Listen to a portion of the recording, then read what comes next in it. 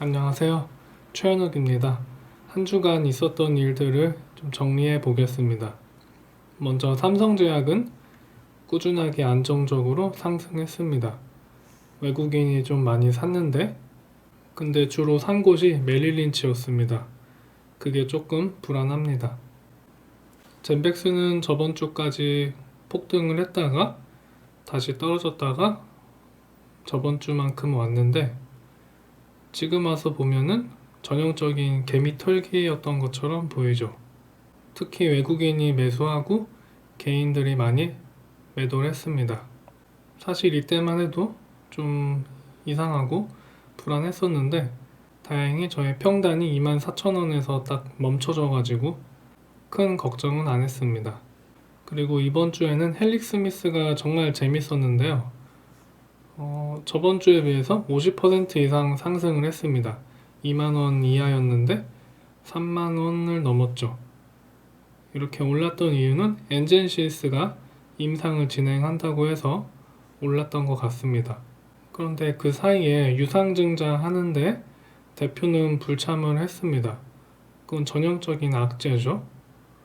또 대표이사 김선영이 주식을 매도했습니다. 50만 줄 매각하고 65만 주의 신주 인수권도 처분을 했습니다. 보통은 대표이사가 주식을 팔면 악재로 생각하는데 주가는 올랐습니다.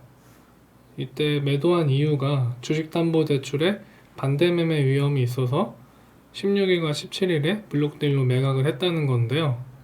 이렇게 폭등하기 직전에 매도를 했기 때문에 오르기 전에 팔았으니까 대표가 양심이 있다라고 해석을 하는 사람들이 있었습니다. 또 혹은 김선영이 안 좋은 사람이니까 안 좋은 사람이 매도를 하고 누군가 더 회사에 애정이 있는 사람이 매수를 했다면 호재로 생각하는 사람도 있었습니다. 이렇게 큰 호재가 있어서 오르기 전에 파는 대주주가 있다면 몇 가지 이유가 있겠죠? 1번 몰라서 그랬다. 2번 돈 벌기 싫어서 그랬다.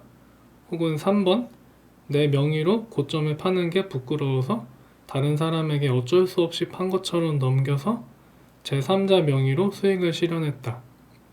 어느 쪽일까요? 그리고 최근에 코로나가 많이 확산되고 있는데요. 일본도 그렇고 유럽, 미국도 다 3차 웨이브가 시작된 것 같습니다. 강원도 인제도 그랬고. 근데 생각해보면 우한 폐렴이 처음 발생한 게 2019년 11월부터 발생했습니다. 그게 퍼져가지고 1월쯤에 전 세계로 퍼졌죠. 11월부터 우한 폐렴이 퍼지기 쉬운 조건이라는 걸 알 수가 있어요. 그래서 지금 3차 웨이브가 더 퍼지면 경제 봉쇄 위험이 커지는데 지금도 이미 미국은 월세가 미납이 돼서 강제 퇴거 위기에 있는 사람들이 많이 있거든요. 이거를 막으려면 행정부에서 돈 풀기가 필요한데 문제는 내년 1월까지 트럼프가 깽판을 치고 대선에 불복하고 비협조적이겠죠. 당연히 돈 풀기도 안 할 거고요. 근데 바이든도 마찬가지로 1월 취임할 때까지 이런 사태를 방관할 겁니다. 왜냐하면 똥을 트럼프가 다 싸주고 바이든이 치워줘야지 멋있어지겠죠. 그렇게 영웅은 악당이 필요한 거예요. 서로 공생하는 거죠. 또 바이든 입장에서 생각을 해보면 12월까지 셧다운을 하고 코로나를 잡고 가기를 원하겠죠. 안 그랬다가 1월이나 2월에 셧다운을 하게 되면 더 위험하니까 굳이 셧다운을 한다면 1월이나 2월보다는 올해 12월에 셧다운을 하겠죠. 물론 트럼프는 그런 거를 도와주지 않겠지만 미국 주별로 민주당이 주지사인 주별로 자체적으로 셧다운을 할 수가 있죠. 그렇게 해서 경제가 망하면 망한 만큼 돈을 더 풀 수가 있어요. 그러니까 바이든 입장에서 올해 연말까지 4분기에 경제가 망해야지 예산을 더 쓸 수 있으니까 그렇게 하겠죠. 그래서 그런가 소프트뱅크의 마사요시 손도 최근에 현금을 확보했는데 9월 달에는 나스닥 거래로 콜옵션을 많이 샀었습니다. 그거를 현금화 했겠죠? 그래서 최근에 빅스를 보면 옵션의 거래량이나 가격 차이를 나타낸다고 생각되는데 최근에 빅스 지수가 많이 떨어졌습니다.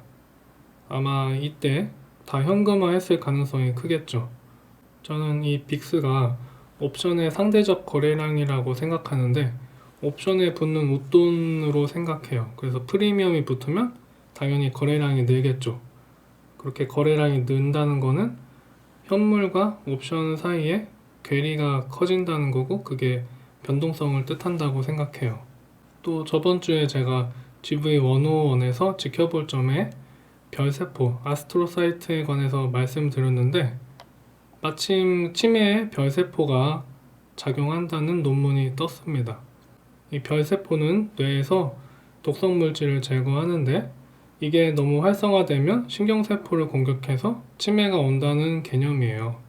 지금까지는 아밀로이드 베타가 치매의 원인으로 지목됐었는데 이번에 밝혀진 거는 치매 초기에 나타나는 반응성 별세포가 원래는 뇌세포에 영양분을 공급하고 불순물을 제거하는 역할을 하는데 그 정도가 심해진 중증의 반응성 별세포가 신경세포를 파괴한다는 거죠. 어쩌면 아밀로이드 베타는 치매의 원인이 아니라 결과일 수도 있어요. 이거를 이해하려면 먼저 뇌세포의 종류를 알아야 됩니다. 신경세포는 뉴런이라고 하고 이렇게 연결되어 있습니다. 시냅스를 통해서 연결되고 전기 활성이 전해지죠. 뉴런이 아닌 세포는 신경알교 세포라고 하는데 글라이얼 셀, 여기서 글라이얼은 글루, 딱풀 같은 거죠. 그래서 한국말로 아교라는 표현이 들어갔습니다. 이 글라이얼 셀 중에 하나가 별세포인 거예요. 이게 별세포고 황토색의 뉴런이고 뉴런 옆에 붙은 초록색이 별세포입니다. 혈관과 뉴런을 연결해 주죠.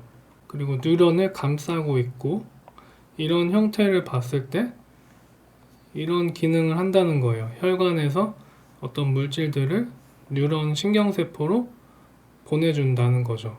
락테이트를 보내주고 글루타치온을 보내주고 이런 역할을 한다는 거예요. 또 이렇게 뉴런을 붙잡고 있어서 모양과 형태를 유지해주는 기능도 하고 영양을 공급하고 신경세포에 손상이 나면 수리를 해주고 칼슘 이온 농도로 조절을 해주기도 합니다. 그리고 가장 중요한 게 글라이얼 피브릴러리 엑시딕 프로테인을 만드는데 뭔가를 붙여주는 풀 같은 섬유의 산성 단백질이죠. 이 사진은 뉴런과 별세포를 나타낸 사진인데 여기서 GFAP라는 거를 만드는 거죠. 이게 뼈대나 기둥을 만드는 역할을 합니다. 또 세포가 분열될 때 분열되는 부분에서도 이 물질이 나타나요. 그래서 제 생각에는 뉴로플라스티시티, 신경 시냅스를 자르고 조절하는 역할을 할 것으로 생각합니다.